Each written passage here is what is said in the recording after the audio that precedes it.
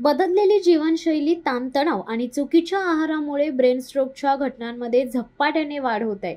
याच पार्श्वभूमीवर नवी मुंबईतील खारघर येथील मेडिकवर हॉस्पिटलने अत्याधुनिक स्ट्रोक युनिटची सुरुवात केली आहे. या युनिटच्या उद्घाटनाला नवी मुंबईचे सहपोलीस आयुक्त संजय एनपुरे उपस्थित होते. या केंद्रात सीटी, एमआरआय, थ्रोम्बोलिसिस, थ्रोम्बोटॉमी यांसारख्या प्रगत सुविधा, न्यूरो आयसीयू आणि अनुभवी वैद्यकीय तज्ज्ञांची टीम कार्यरत असेल. हॉस्पिटलचे न्यूरोलॉजिस्ट डॉक्टर पवन ओझा यांच्या म्हणण्यानुसार स्ट्रोकच्या सुरुवातीच्या लक्षणांकडे दुर्लक्ष न करता त्वरित उपचार मिळाल्यास रुग्णाचे प्राण वाचवणे आणि जीवन गुणवत्ता सुधारता येते. स्ट्रोकची प्रमुख कारणं म्हणजे उच्च रक्तदाब, मधुमेह, कोलेस्ट्रॉल, धूम्रपान आणि बैठी जीवनशैली असल्याचं त्यांनी सांगितलंय. या युनिटच्या माध्यमातून उपचाराबरोबरच जनजागृतीलाही प्राधान्य दिलं जाणार आहे. मेडिकवर हॉस्पिटलचे केंद्र प्रमुख संदीप जोशी यांनी सांगितलंय की हे युनिट नवी मुंबई, पनवेल आणि आसपासच्या रुग्णांसाठी जीवनदायी ठरणार आहे. रिजनल डायरेक्टर संदीप जोशी साहेब उपस्थित आहेत.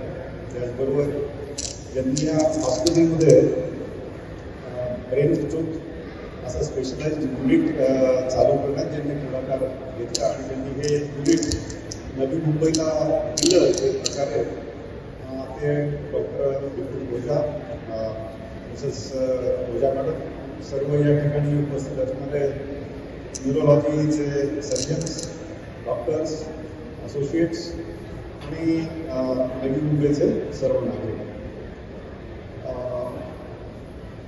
सगळीकडे आपण जर पाहिलं तर आता दुःखांचं प्रमाण, रोगांचं प्रमाण, आपत्तींचं प्रमाण आता वाढत चाललेलं आहे. याच्या कारणामध्ये जर आपण गेलो तर जी आपली लाईफस्टाईल आहे, जे आपल्या खाण्यापिण्याच्या वेळा आहेत, ज्या आपल्या चांगल्या वाईट सवयी आहेत, जो आपल्याला कामाच्या निमित्तानं येणारी अँझायटी आहे, स्ट्रेस आहे, त्याच्या माध्यमातून निर्माण होणारे प्रत्येक ठिकाणी तयार होणारे जे कॉन्सन्ट्रेशन आहे, त्याच्यामुळे मनातलं आणि शरीरातलं द्वंद्व जे आहे ते आता वाढत चाललं. मला आठवतं की तुकाराम महाराज म्हटलं होतं की आपुलाचं वाद आपुल्याशी, म्हणजे मीच माझ्याशी भांडतोय. ते हे आता माझ्याशी भांडणं हे फक्त आता आपल्यापुरतं मर्यादित नाही राहिलं आहे. ते आता आपण प्रत्येकाशीच भांडायला आता सुरुवात केली आहे.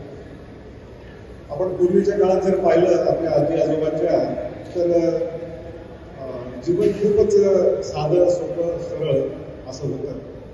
अपेक्षा या खूपच मिनिमम पद्धतीच्या होत्या. आपण एक मिक्स्ड इकॉनॉमी आणि सोशलिस्ट फॉर्म ऑफ इकॉनॉमीमध्ये आपण राहत होतो. Now we are transforming into a capitalistic form of economy. आणि या स्थित्यंतरांच्या अवस्थेमध्ये असताना नवीन नवीन चॅलेंजेस हे शारीरिक आणि मानसिक स्वरूपाचे निर्माण होत चालले. असं म्हटलं जातं की मेंटल इश्यूज,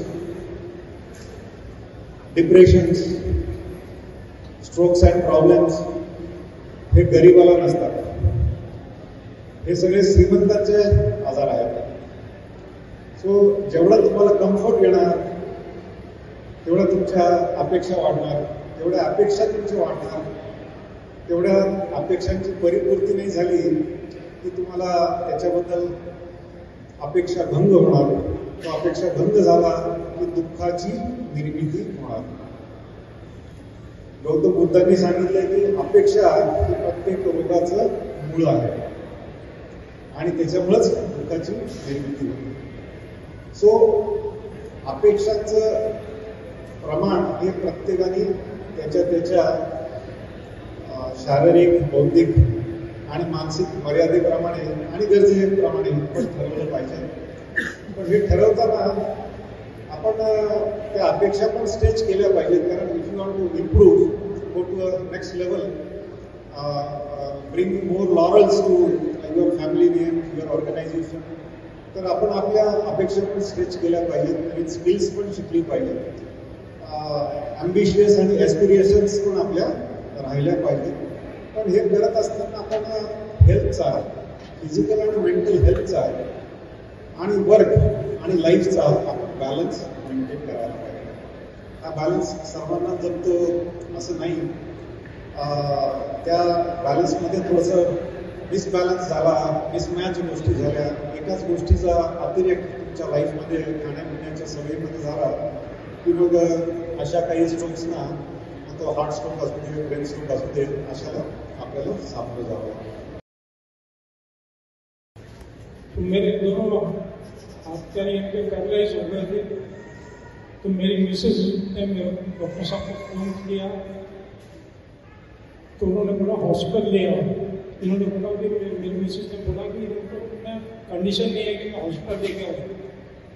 तो डॉक्टर साहब ने बोला कि मैं एम्बुलेंस भेजता हूँ, आप ये फ़ोन अपने हाथ में रखिए और विद इन 10 मिनट्स एम्बुलेंस आपके घर पे आ जाएगी. तो इन्होंने एम्बुलेंस में मेरे को ये हॉस्पिटल ले गए. अच्छा ट्रीटमेंट किया मेरा. 21 से लेकर मैं अभी तक यानी कि फिर तो अपना बिजनेस भी कर रहा हूँ. मैं अब्रॉड भी जाके आया हूँ. मैं कनाडा गया था, जैसे डॉक्टर साहब से परमिशन लिया कि मेरे 24 आवर्स 25 आवर्स की जर्नी है, तो कंफर्टेबल रहूँगा कि नहीं. उन्होंने बोला नहीं आप जाइए, बिल्कुल आप जा सकते हैं. तो मैं 6 महीने के लिए कनाडा भी जाके आया हूँ. कोई तकलीफ नहीं हुई, कुछ नहीं. बाकी आज तक मैं इनके ट्रीटमेंट के अंडर में हूँ और बिल्कुल सही हुई है मेरी, कोई परेशानी नहीं हो रही. स्ट्रोक आलेलं मला. मी हॉस्पिटलला गेलेलो, सकाळी सकाळी हॉस्पिटलला गेलो. जेव्हा मला स्ट्रोक आला सरांनी सांगितलं माझा बॅलन्स जात होता. तर मला काय माहिती नव्हतं. मी सकाळी हॉस्पिटलला गेलो, कोणत्या हॉस्पिटलला गेलो मला नाव नाही सांगायचं, पण हॉस्पिटलला गेलो. तिथून मला रिटर्न पाठवलं. लिटरली त्यांनी सांगितलं की तुला गोळ्या देतो, रिटर्न पाठवला मला. त्याच्यानंतर मी क्लिनिकला गेलो. क्लिनिकला आय एम अ डेंटिस्ट. मी क्लिनिकला गेलो, काम केलं. त्याच्यानंतर 3-4 वाजता साधारणतः 3-4 वाजता मला लिहायचा प्रॉब्लेम यायला लागला. मी घरी आलो. मला सांगितलं की सरांना फोन केला की सर बोलले ताबडतोब ॲडमिट व्हावं लागेल. तोपर्यंत माझ्या मुवमेंट सगळ्या होत्या. ठीक आहे. त्याच्यानंतर 7 वाजता माझी पूर्ण बॉडी पॅरलाइज झाली इव्हिनिंगला. ठीक आहे, पॅरलाइज झाली. सरांनी सगळं सांगितलं की बाबा असं आहे.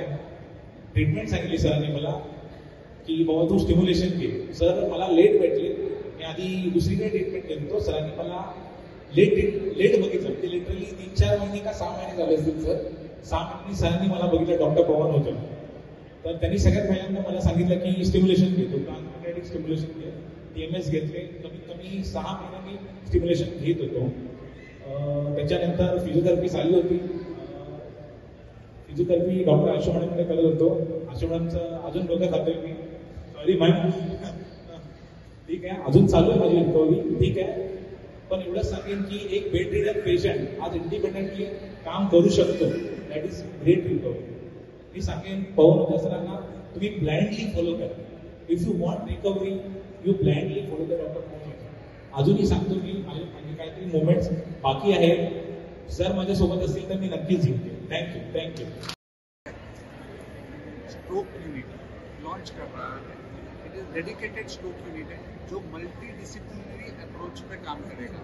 मतलब neurologist, interventional neuroradiologist, ICU specialist, emergency doctors, neurosurgeon सबको एक साथ मिलकर स्ट्रोक यूनिट के तहत कैसे काम करते हैं उसके प्रोटोकॉल आज डिफाइन किए गए हैं मेडिकल हॉस्पिटल्स के वहाँ पे.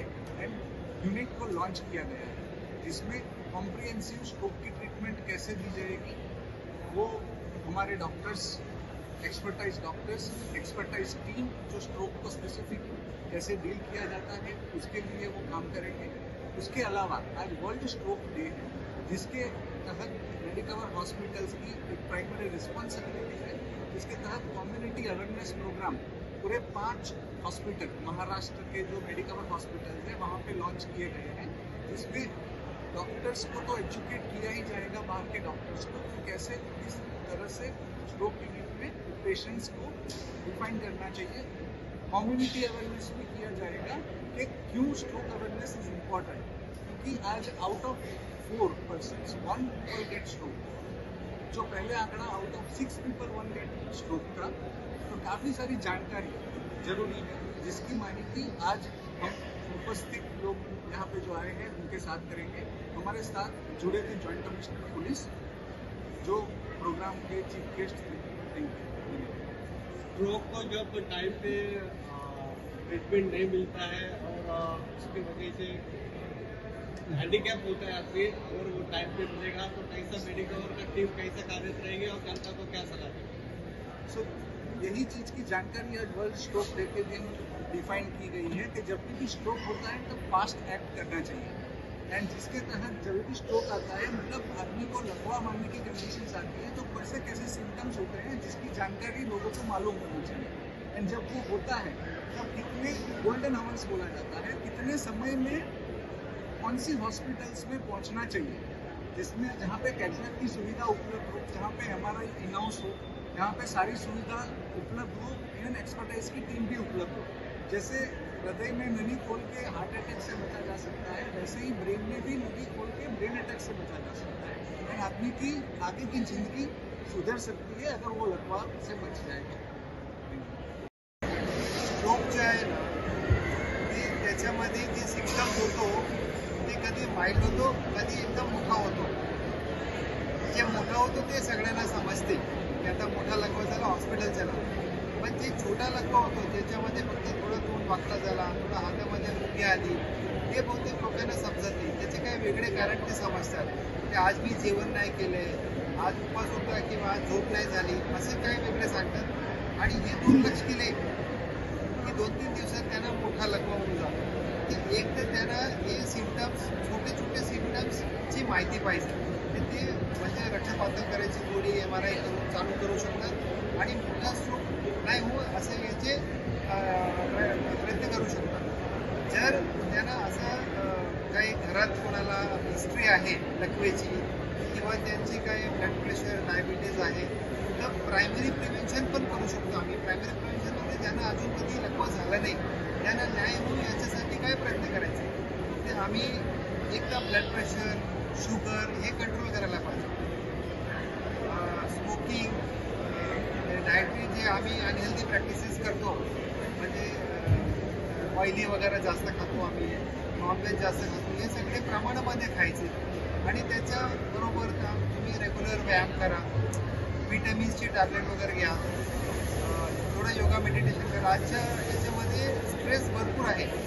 आज आम्ही बघतो काय ते लोक झोपत नाही म्हणजे ॲक्च्युली काम तर आहे ते आहे आणि घरी आल्यानंतर त्यांचे रील्स बघायचं, मोबाईल बघायचं, नेटफ्लिक्स बघायचं, ते बिंजिंग सारखं चालू असतं। ते झोपत नाही, झोप होत नाही आणि ऑफिसमध्ये जाऊन पुन्हा काम करतात। याच्यामध्ये जे स्लीप डिप्रायव्हेशनचे जे सिम्पटम आहेत त्याच्याने पण स्ट्रोक्स वाढतात। हे सगळे आम्ही लक्ष द्यायला पाहिजे आणि त्याच्या पुढे लकवा नाही होईल असं मी गॅरंटी देतो। तरी बायचान्स होत असेल ते आम्ही मेडिसिनने आम्ही ट्रीटमेंट करू आणि तुम्ही वेळेवर आले की आम्ही त्याचा उपचार करू चांगला किंवा करू। शिवसत्ता टाइम्ससाठी दीपक कांबळे, खारघर। दे धडक बेधडक वृत्त देणाऱ्या आपल्या शिवसत्ता टाइम्स न्यूज चॅनलला लाल बटन दाबून सबस्क्राईब करा आणि बेल आयकॉनला क्लिक करायला विसरू नका।